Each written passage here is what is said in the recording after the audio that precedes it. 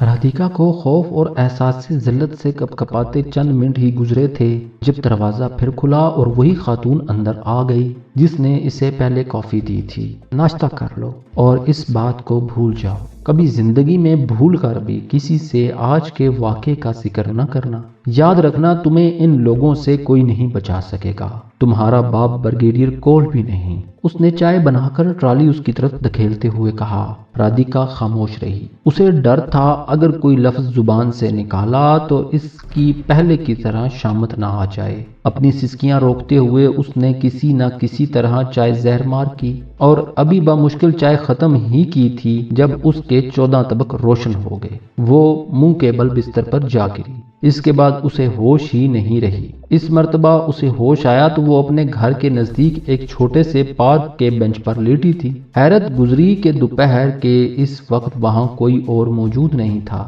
ورنہ اچھا خاصا تماشا لگ جاتا۔ آنکھیں ملتے ہوئے وہ اٹھی اور خود کو نارمل کرنے کے بعد تیز تیز قدموں سے چوروں کی طرح اپنے گھر کی طرف چل دی۔ گھر کے برآمدے میں اس کی پریشان ماں اپنے نوکروں کے ساتھ چکر کاٹ رہی تھی۔ جیبی تم کہاں تھی سویٹی؟ اس کی شکل پر نظر پڑتے یہ مسز کول کی طرف لپکی اور اپنی ماں کی باہوں میں سگمٹ کر رادھیکا نے بچوں کی طرح چیخ چیخ کر رونا شروع کر دیا۔ بدقت تمام مسز کول نے اسے نارمل کیا اور جب اس نے مسز کول کو اپنے ساتھ گزرنے والی قیامت سے آگاہ کیا تو اس نے غصے سے بے قابو ہو کر زور زور سے گالیاں دینا شروع کر دیں۔ اگلے ہی لمحے وہ ٹیلی فون پر بریگیڈیئر کول سے رابطہ کر رہی تھی۔ رابطہ ہونے پر اس نے مغلظات کے ساتھ بریگیڈیئر کول کو ساری کہانی سنا دی، جس نے یہ کہانی ہیڈ کوارٹر میں اپنے جنرل تک پہنچا دی۔ شام گئے تک یہ بات ثابت ہو چکی تھی کہ آرمی کی کسی ایجنسی نے رادھیکا کو اغوا نہیں کیا، جس کا سیدھا مطلب یہی تھا کہ اسے اغوا کرنے والے اور کوئی نہیں را کے لوگ ہی تھے،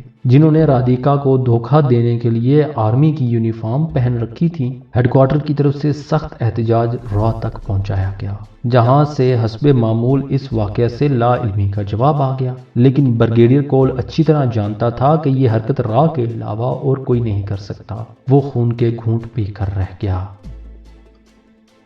سر، لڑکی کا بیان صحیح ہے، پاسوان نے اسی روز سپاہر کرنل کو رپورٹ پیش کی۔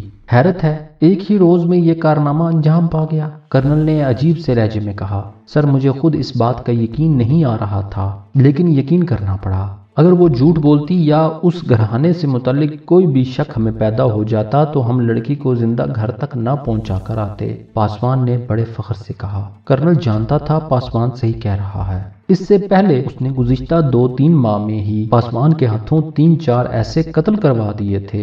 وہ لوگ عدالتی فیصلوں کا انتظار کرنے کے کبھی قائل نہیں رہے تھے اور کسی بھی ملزم پر شک گزرنے کی صورت میں انصاف بھی خود ہی کر دینے کے قائل تھے۔ پاسوان، ایئرپورٹ سے آغاز کرو، اس روز کی تمام فلائٹوں کا شیڈیول لو، ان کے کنیکشن تلاش کرو، ہر مشتبہ شہر میں پھیل جاؤ۔ مجھے یہ لڑکا ہر صورت میں چاہیے، زندہ یا مردہ۔ میں کوئی شرط عائد نہیں کر رہا، کرنل نے غصے سے بے قابو ہو کر کہا۔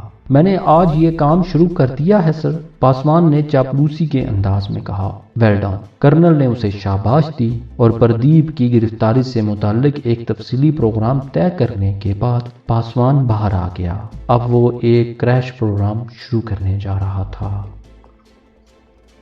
را نے اگلے 3 روز کے بعد اپنے درجنوں ایجنٹوں کے ذریعے ہر ممکن معلومات حاصل کرنے کے بعد یہ اندازہ لگا لیا تھا کہ ان کا شکار مدراس یا لکھنؤ دونوں میں سے کسی ایک شہر میں غائب ہوا تھا، اور اب ان کے سینکڑوں ایجنٹ، جن میں باقاعدہ اور بے قاعدہ دونوں طرح کے لوگ شامل تھے، اس کی تلاش میں شکاری کتوں کی طرح در در کی خاک چھان رہے تھے۔ اس آپریشن کا دائرہ کار بڑھاتے ہوئے را نے CBI اور IB کی خدمات بھی حاصل کر لی تھیں۔ اب یہ ایک جوائنٹ آپریشن تھا جس کی کمانڈ کرنل چڈھا اور اس مشترکہ سرچ آپریشن کو پاسوان کوآرڈینیٹ کر رہا تھا۔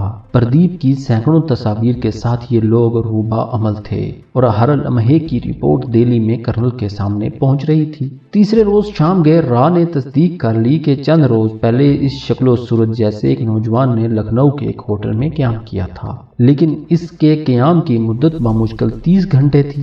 ہوٹل کے کاؤنٹر والی لڑکی اور اس کے بہرے نے یقین کے ساتھ کہا تھا کہ انہوں نے ایسی ہی شکل و صورت کے نوجوان کو دیکھا ہے۔ اس کے کوائف ہوٹل کے رجسٹر سے حاصل کیے گئے تو تمام جعلی ثابت ہوئے اور ان سے کسی قسم کا کلو نہیں ملتا تھا، لیکن را نے ہمت نہیں ہاری۔ انہوں نے یو پی اور اس کے ہر قابل ذکر شہر اور قصبے تک اپنا آپریشن پھیلا دیا۔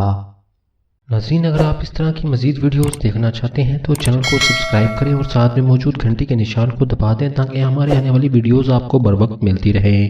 اور اگر آپ یہ سیریز مکمل دیکھنا چاہتے ہیں تو نیچے ڈسکرپشن میں دیے گئے لنک پر کلک کریں۔